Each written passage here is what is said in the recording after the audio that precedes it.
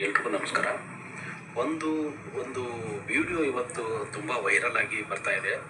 ಏನಂದರೆ, ಆಗಸ್ಟ್ 31ನೇ ತಾರೀಕು ಸನ್ಮಾನ್ಯ ಪ್ರಧಾನಮಂತ್ರಿಗಳು, ನಮ್ಮ ದೇಶದ ಪ್ರಧಾನಮಂತ್ರಿಗಳು ಚೈನಾ ಮತ್ತು ಜಪಾನಿನ ಪ್ರವಾಸಕ್ಕೆ ಹೋಗಿರ್ತಾರೆ, ಒಂದು ಶೃಂಗಸಭೆಗೆ ಹೋಗಿರ್ತಾರೆ.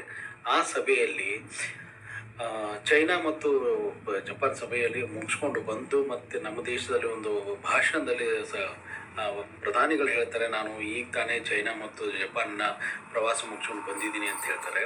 ಹೇಳಿದ ತಕ್ಷಣ ಅಲ್ಲಿ ಬಂದಂಥ ಜನಗಳು ಚಪ್ಪಾಳೆಯನ್ನು ಹೊಡಿತಾರೆ. ಅದಕ್ಕೆ ಪ್ರಧಾನಮಂತ್ರಿಗಳು ಹೇಳ್ತಾರೆ, ನಾನು ಹೋಗಿದ್ದೀನಿ ಅನ್ನೋದಕ್ಕೋಸ್ಕರ ಚಪ್ಪಾಳೆ ಹೊಡಿತಾ ಇದ್ದಾರೆ ಅಥವಾ ವಾಪಸ್ ಬಂದಿದ್ದೀನಿ ಅನ್ನೋದಕ್ಕೋಸ್ಕರ ಚಪ್ಪಾಳೆ ಹೊಡಿತಾ ಇದ್ದಾರೆ. ಈ ಮಾತು ತುಂಬ ತಾಕತ್ಭರಿತ ಮಾತು ಅಂತ ಹೇಳ್ತೀನಿ. ತುಂಬ ವಚನ ಇರುವಂಥ ಮಾತು.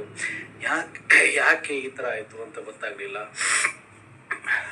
ಏನಂದರೆ, ಅದೇ ಆಗಸ್ಟ್ 31ನೇ ತಾರೀಕು ಚೈನಾದಲ್ಲಿ ಪ್ರಧಾನಿಗಳು ಇರುವಂಥ ದಿನಾನೇ ಬಾಂಗ್ಲಾದೇಶದಲ್ಲಿ ಒಬ್ಬ ಅಮೇರಿಕಾದ CIA ಏಜೆಂಟ್ ಒಬ್ಬರು ಆತ್ಮಹತ್ಯೆ ಆಗುತ್ತೆ, ಸಹಜ ಸಾವಾಗುತ್ತೆ.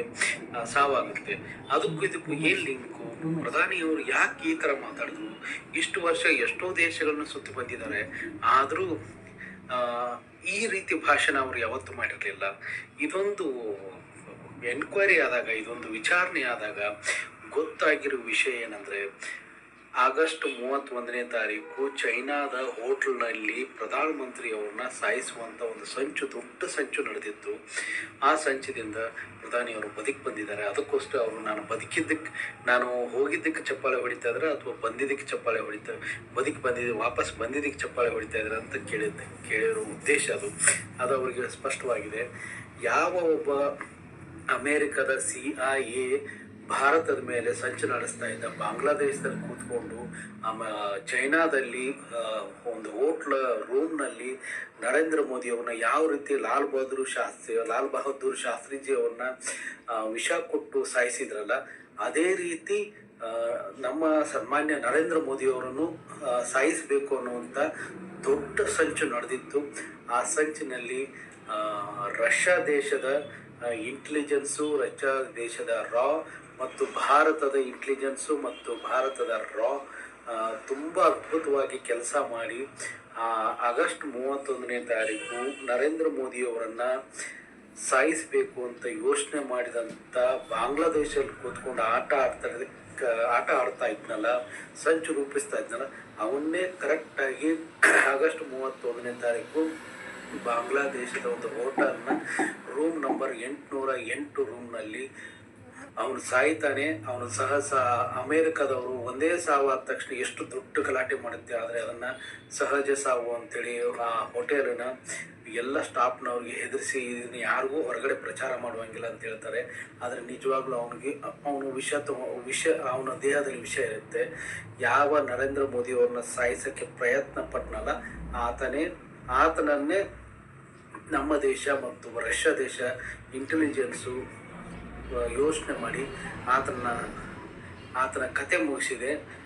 ಇದೇ ರೀತಿ ಭಾರತ ಸೂಪರ್ ಪವರ್ ಆಗ್ತಾ ಇದೆ.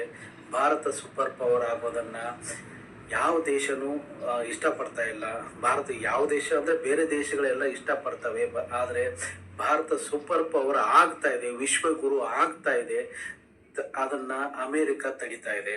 ಅಮೇರಿಕ ತುಂಬ ತುಂಬ ತುಂಬ ಭಾರತದ ಮೇಲೆ ಪ್ರಭಾವ ಹೇರ್ತಾ ಇದೆ. ಮೋದಿಯವರನ್ನು ಕೆಳಗಿಳಿಸ್ಬೇಕು, ಮೋದಿಯವರನ್ನು ಸಾಯಿಸಬೇಕು, ಈ ದೇಶ ಉದ್ಧಾರ ಆಗಬಾರ್ದು ಅನ್ನೋದಕ್ಕೆ ನಮ್ಮ ದೇಶದ ಸುಮಾರು ಜನರ ಸಹಕಾರನೂ ಇದೆ. ಆದ್ದರಿಂದ ದಯವಿಟ್ಟು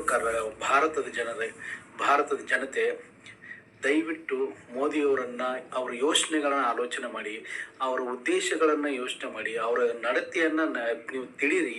ಸುಮ್ಮನೆ ಯಾರೋ ಬಂದು ನಿಮ್ಮನ್ನು ದುಡ್ಡು ಕೊಡ್ತಾರೆ, ಯಾರೋ ಬಂದು ನಿಮಗೆ ಆಮಿಷ ಒಡ್ತಾರೆ ಅಂದ ತಕ್ಷಣ ದಯವಿಟ್ಟು ಯಾರಿಗೂ ಆಯ್ಕೆ ಮಾಡ್ಕೋಬೇಡಿ.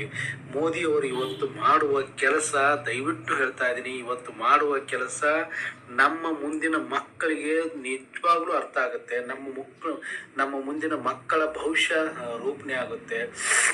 ಅವ್ರು ಇವತ್ತು ಮಾಡುವ ಕೆಲಸ, ಈಗ ನಮಗೆ ಆರ್ಥಿಕ ಸಮಸ್ಯೆ ಇರುತ್ತೆ, ಸಾಮಾಜಿಕ ಸಮಸ್ಯೆ ಇರುತ್ತೆ, ಆರೋಗ್ಯ ಸಮಸ್ಯೆ ಇರುತ್ತೆ. ಆರ್ಥಿಕ ಸಮಸ್ಯೆ ಒಂದು ಇಲ್ಲ ಅಂದರೆ, ಹಣಕಾಸಿನ ಸಮಸ್ಯೆ ಒಂದು ಇಲ್ಲ ಅಂದರೆ ಮನುಷ್ಯ ತುಂಬ ತುಂಬ ತುಂಬ ತುಂಬ ಎತ್ತರಕ್ಕೆ ಬೆಳಿತಾನೆ, ತುಂಬ ಚೆನ್ನಾಗಿ ಬದುಕ್ತಾನೆ. ಮೋದಿಯವರು ಮಾಡ್ತಾ ಇರೋ ಕೆಲಸ ಅಷ್ಟೇ. ನಮ್ಮ ಮುಂದಿನ ಪೀಳಿಗೆಗೆ ಅದು ಅನುಕೂಲ ಆಗುತ್ತೆ. ನಮಗೆ ಅನುಕೂಲ ಆಗಲಿ ಆಗದೇ ಇರಲಿ, ದಯವಿಟ್ಟು ನಮ್ಮ ಮುಂದಿನ ಪೀಳಿಗೆ ಆರ್ಥಿಕ ಸಮಸ್ಯೆಗೆ ಒಳಗಾಗದೇ ಇರಲಿ. ಅವರು ಆರ್ಥಿಕ ಸಮಸ್ಯೆ ಆಗಲಿಲ್ಲ ಅಂದರೆ ಖಂಡಿತವಾಗ್ಲೂ ನಮ್ಮ ಮುಂದಿನ ಪೀಳಿಗೆ ಅವರ ಭವಿಷ್ಯ ತುಂಬ ಚೆನ್ನಾಗಿರುತ್ತೆ. ಖಂಡಿತವಾಗ್ಲೂ ನಾವು ತಂದೆ ತಾಯಿ ಆದವರು ನಮ್ಮ ಮಕ್ಕಳ ಭವಿಷ್ಯಕ್ಕೋಸ್ಕರ ಇಷ್ಟಾದರೂ ಮಾಡೋಣ. ನಾವೇನು ಇಲ್ಲಿ ಖರ್ಚು ಮಾಡ್ತಾ ಇಲ್ಲ, ಕಷ್ಟಪಡ್ತಾ ಇಲ್ಲ, ಬೆವರು ಸುರ್ತಾ ಇಲ್ಲ. ಒಂದು ನಮ್ಮ ಅದ್ಭುತವಾದ ಮತ, ನರೇಂದ್ರ ಮೋದಿ ಅಂತ ಒಬ್ಬ ನಾಯಕನಿಗೆ ಕೊಡೋಣ. ನಾನು ಯಾವುದೇ ಪಕ್ಷದ ಬಗ್ಗೆ ವಿಸ್ತಾರ ಮಾಡ್ತಾ ಇಲ್ಲ, ಯಾವುದೇ ಪಕ್ಷವನ್ನು ಹೊಗಳ್ತಾ ಇಲ್ಲ. ಒಬ್ಬ ನಿಜವಾದ ಒಬ್ಬ ನಾಯಕನಿಗೆ ನಾವು ಸಹಕಾರ ಕೊಡೋಣ. ದೇಶಕ್ಕಾಗಿ ಕೆಲಸ ಮಾಡ್ತಾ ಇದ್ದಾರೆ, ದೇಶದ ಭವಿಷ್ಯಕ್ಕಾಗಿ ಕೆಲಸ ಮಾಡ್ತಾ ಇದ್ದಾರೆ. ದಯವಿಟ್ಟು ಅಂಥ ಒಬ್ಬ ನಾಯಕನಿಗೆ ಸಹಕಾರ ಕೊಡೋಣ. ಆ ಮನುಷ್ಯ ತನ್ನ ಮನೆಗೆ ಸಹಕಾರ ಕೊಟ್ಟಿಲ್ಲ, ತನ್ನ ಮನೆಗೆ ₹1 ಕೊಟ್ಟಿಲ್ಲ, ತನ್ನ ಮನೆ ಮಠ ಹೆಂಡತಿ ಎಲ್ಲವನ್ನು ಬಿಟ್ಟು, ತಂದೆ ತಾಯಿ ಎಲ್ಲವನ್ನು ಬಿಟ್ಟು ದೇಶಕ್ಕೋಸ್ಕರ ದುಡಿತಾ ಇದ್ದಾರೆ. ಅವ್ರಿಗೂ ಆಸೆ ಇರುತ್ತೆ. ತಾಯಿ ತೀರ್ಕೊಂಡಾಗ ನೋವಾಗಿರುತ್ತೆ. ನನ್ನ ತಾಯಿ ನೋಡ್ಕೊಳಕ್ ಆಗಲಿಲ್ಲ ಅನ್ನುವಂಥ, ಇಷ್ಟು ದೊಡ್ಡ ಹುದ್ದೆಯಲ್ಲಿದ್ದು ನನ್ನ ಹೆತ್ತ ತಾಯಿನ ನೋಡ್ಕೊಳಕ್ ಆಗಲಿಲ್ಲ ಅನ್ನುವಂಥ ಒಂದು ಕೊರಗ ಆ ಮನುಷ್ಯನಿಗಿರುತ್ತೆ. ನಾನು ಆರಾಮಾಗಿ ಬೇರೆಯವ್ರ ಥರ ಮದುವೆ ಮಾಡಿಕೊಂಡು ಎಂಜಾಯ್ಮೆಂಟು, ಆ ಒಂದು ಸುಖ ಮಕ್ಕಳು ಮಾಡಿಕೊಂಡು ಆ ಸುಖ ಅನುಭವಿಸ್ಬೇಕಾಗಿತ್ತಲ್ಲ. ಆದರೆ ನನಗೆ ದೇಶ ಮುಖ್ಯ, ದೇಶದ ಭವಿಷ್ಯ, ದೇಶ ಹಾಳಾಗ್ತಾ ಇದೆ, ದೇಶದ ಭವಿಷ್ಯ ಹಾಳಾಗುತ್ತೆ.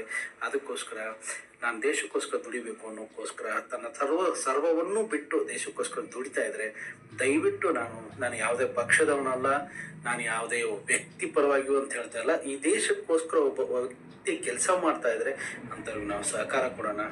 ನಮಗೋಸ್ಕರ, ದೇಶ ಅಂದರೆ ನಾವೇ. ಅವರು ಮಾಡೋ ಕೆಲಸ ನಾಳೆ ನಮಗೆ ಉಪಯೋಗ, ನಮ್ಮ ಮಕ್ಕಳಿಗೆ ಉಪಯೋಗ, ನಮ್ಮ ಭವಿಷ್ಯಕ್ಕೆ ಉಪಯೋಗ, ನಮ್ಮ ಕುಟುಂಬಕ್ಕೆ ಉಪಯೋಗ. ದಯವಿಟ್ಟು ಅಂತ ಒಬ್ಬ ವ್ಯಕ್ತಿಗೆ ನಾವು ಸಹಕಾರ ಕೊಡೋಣ ಅಂತ ಹೇಳ್ತಾ ಇದ್ದೀನಿ. ನಾನು ಯಾರನ್ನು ದೂಷಿಸ್ತಾ ಇಲ್ಲ, ಯಾರು ಕೆಟ್ಟವರು ಅಂತ ಹೇಳ್ತಾ ಇಲ್ಲ. ಈ ಪ್ರಪಂಚ ಅಂದಮೇಲೆ ಒಳ್ಳೆಯದು ಕೆಟ್ಟದ್ದು ಎಲ್ಲ ಇದೆ. ಆದರೆ ಒಳ್ಳೆಯದನ್ನು ಆರಿಸ್ಕೊಳ್ಳೋಣ, ಒಳ್ಳೆಯದಕ್ಕೆ ಸಹಕಾರ ಕೊಡೋಣ ಅಂತ ಹೇಳ್ತೇನೆ. ನಾನು 2 ಮಾತು ಮುಗಿಸ್ತೀನಿ. ನಮಸ್ಕಾರ.